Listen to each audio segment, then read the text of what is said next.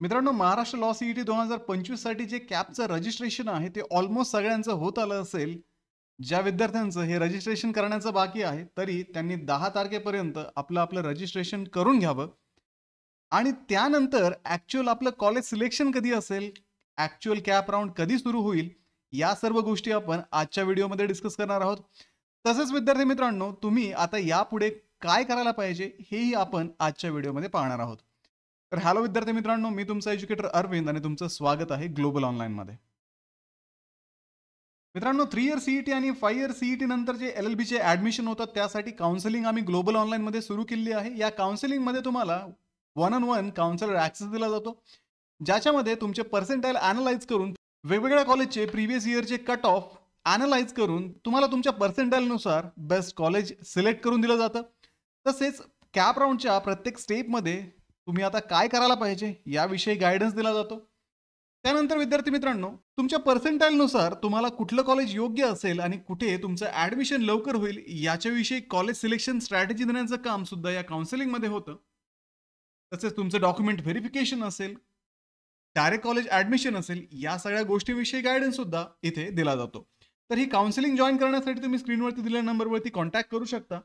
लवकरात लवकर ही counselling join करा आणि आपलं ॲडमिशनचं टेन्शन थोडं कमी करा. आता मित्रांनो, बऱ्याचशा विद्यार्थ्यांचा हा प्रश्न होता की कॅप राऊंडची जी ड्यू डेट आहे ती एक्सटेंड होऊ शकते का? तर आत्ता जर आपण पाहिलं तर सध्याच्या घडीला तरी सीईटीच्या पोर्टलवरती कुठल्याही प्रकारचं कॅप राऊंडच्या एक्सटेन्शनचं कुठलंही नोटिफिकेशन नाही आहे. तुम्हाला जरी काही मेसेज आला असेल, 9 तारखेचा असणारा जो प्रोग्राम होता तो पोस्टपोन करण्यात आलेला आहे किंवा 10 तारखेचा प्रोग्राम पोस्टपोन करण्यात आलेला आहे, तर त्या मेसेजेसकडे लक्ष देऊ नका, इग्नोर करा त्या मेसेजेसला. ते तुमच्यासाठी मेसेजेस नाही आहेत, ठीक आहे. त्याच्यामुळे जोपर्यंत सीईटी सेल त्यांच्या ऑफिशियल पोर्टलवरती काही नोटिफिकेशन देत नाही, तोपर्यंत तुमच्या फॉर्मच्या डेटमध्ये कुठल्याही प्रकारचं एक्सटेन्शन तुम्ही एक्सपेक्ट करू नका. ज्या विद्यार्थ्यांचे फॉर्म सबमिट करायचे राहिले असतील त्यांनी लवकरात लवकर आपले फॉर्म सबमिट करून घ्या. आता पुढची गोष्ट म्हणजे आता ज्या विद्यार्थ्यांनी रजिस्ट्रेशन केलं आहे आणि त्या विद्यार्थ्यांचं व्हेरिफिकेशन पण कंप्लीट झालंय, अशा विद्यार्थ्यांना प्रश्न पडला आहे की पुढचं जे शेड्यूल असेल कॅपचं ते काय असेल. तर विद्यार्थी मित्रांनो, याच्यामध्ये 2025-26चं तरी अजून डिटेल शेड्यूल सीईटी सेलने अपलोड केलेलं नाहीये. मे बी रजिस्ट्रेशन जे आहेत ते कंप्लीट झाल्यानंतर, व्हेरिफिकेशन कंप्लीट झाल्यानंतर ते पुढचं जे शेड्यूल आहे ते अपलोड करतील. पण एक टेंटेटिव्ह शेड्यूल जर आपण पाहिलं, आता सध्याची जी स्टेज चालू आहे विद्यार्थी मित्रांनो, ती ई स्क्रुटनी चालू आहे. म्हणजे आपले जे ॲप्लिकेशन फॉर्म आहे ते व्हेरीफाय होत आहेत ई व्हेरिफिकेशन टीमकडनं. रजिस्ट्रेशन ऑलमोस्ट सगळ्यांचे होत आलेत. आता 15 तारखेला सगळ्यांचे व्हेरिफिकेशन कंप्लीट झाल्यानंतर साधारणतः 2 दिवसामध्ये म्हणजेच 17 तारखेला आपली एक अल्फाबेटिकल लिस्ट जी आहे राऊंड 1 साठी, त्याच्यामध्ये तुम्ही जे डॉक्युमेंट्स अपलोड केलेत, तर ते डॉक्युमेंट्स अपलोड केल्यानंतर समजा तुम्ही जर एखाद्या रिझर्वेशनसाठी अप्लाय करत होतात आणि तुम्हाला ते रिझर्वेशन मिळालं नाही, त्या अल्फाबेटिकल लिस्टमध्ये दिसतंय की तुमचं नाव हे ओपन कॅटेगरीमध्ये आलंय, तर तुम्हाला तिथे काही करेक्शन करायचे असतील तर या अल्फाबेटिकल लिस्ट नंतर 2 दिवस साधारणतः तुम्हाला वेळ दिला जातो. त्या 2 ते 3 दिवसामध्ये ते ग्रीव्हियन्सेस जे आहेत ते रिझॉल्व्ह करून घेता येतात. समजा 17ला आपली जर अल्फाबेटिकल लिस्ट आली, तर 18, 19, 20 3 दिवस या लिस्टमध्ये जे ग्रीव्हियन्सेस आहेत त्याचं रेझोल्युशन चालेल.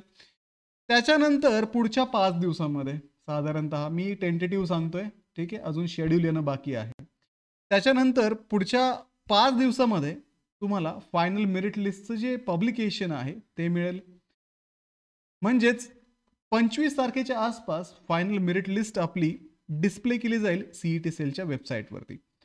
आता 25 तारखेला लिस्ट डिस्प्ले केल्यानंतर एक 26, 27, 28 2 ते 3 दिवस मध्ये तुम्हाला कॉलेज सिलेक्शनसाठी इथे फॉर्म ओपन केलेले असतात. म्हणजे त्या 3 दिवसामध्ये तुमचे जे कॉलेजचे ऑप्शन्स आहेत ते तुम्हाला फिल करायचे असतात. म्हणजे साधारणतः 28 जुलैपर्यंत तुमचे जे ऑप्शन फॉर्म आहेत ते तुम्हाला फिल करावे लागतील. आणि एकदा की तुम्ही ऑप्शन फॉर्म फिल केले, ऑगस्टच्या 2 ते 3 तारखेला तुम्हाला कॅप राऊंड 1चं अलॉटमेंट मिळणार आहे, ठीक आहे. तर अशा पद्धतीने साधारणतः हे सीईटी सेलचं टेंटेटिव्ह प्लॅनिंग असू शकतं. तरीही अजून डिटेल डेट वाईज जे शेड्यूल आहे ते सीईटी सेलने अपलोड केलेलं नाहीये. तर ते अपलोड झाल्यानंतर आपल्याला ॲक्च्युअल डेट्स कळणार आहेत, ठीक आहे. मी हे जे तुम्हाला सांगतोय हे मागच्या वर्षीच्या शेड्यूलनुसार सांगतोय. ठीक आहे विद्यार्थी मित्रांनो. तर अशा पद्धतीने ऑगस्टच्या 2-3 तारखेला तुम्ही कॅप राऊंड 1चं जे अलोकेशन आहे ते एक्सपेक्ट करू शकता. त्याच्यानंतर तुम्हाला त्या त्या कॉलेजवरती जाऊन ॲडमिशन तुमचे कन्फर्म करावे लागतात. तर या प्रोसेसमध्ये तुम्हाला ऑप्शन फॉर्म हे फिल करायचे असतात आणि ते ऑप्शन फॉर्म फिल करण्यासाठी तुम्हाला तुमच्या पर्सेंटाईलनुसार वेगवेगळ्या कॉलेजचे कट ऑफ व्हेरीफाय करून कॉलेजची एक प्रेफरन्स लिस्ट द्यावी लागते. तर त्यासाठीच ग्लोबल ऑनलाईनमध्ये आम्ही जी काउन्सिलिंग सुरू केलेली आहे त्या काउन्सिलिंगमध्ये तुम्हाला ही लिस्ट दिली जाते. तुमचे पर्सेंटाईल पाहून तुम्हाला कुठलं कॉलेज भेटू शकतं याच्यावरती डिस्कशन केलं जातं. तसेच डॉक्युमेंट व्हेरिफिकेशन असेल किंवा डायरेक्ट कॉलेज ॲडमिशन असेल या सगळ्या स्टेप्समध्ये ग्लोबल ऑनलाईनची काउन्सिलर टीम तुम्हाला गायडन्स करण्याचं काम करते.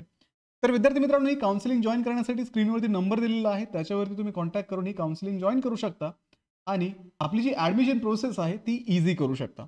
तर व्हिडिओला लाईक करा, तुमच्या मित्रांना हा व्हिडिओ शेअर करा. तुमचे जर काही प्रश्न असतील तर मला कमेंटमध्ये नक्कीच कळवा. भेटूया पुढच्या व्हिडिओमध्ये. तोपर्यंत कॅप राऊंडचं रजिस्ट्रेशन करून घ्या आणि डॉक्युमेंट सुद्धा व्हेरीफाय करून घ्या.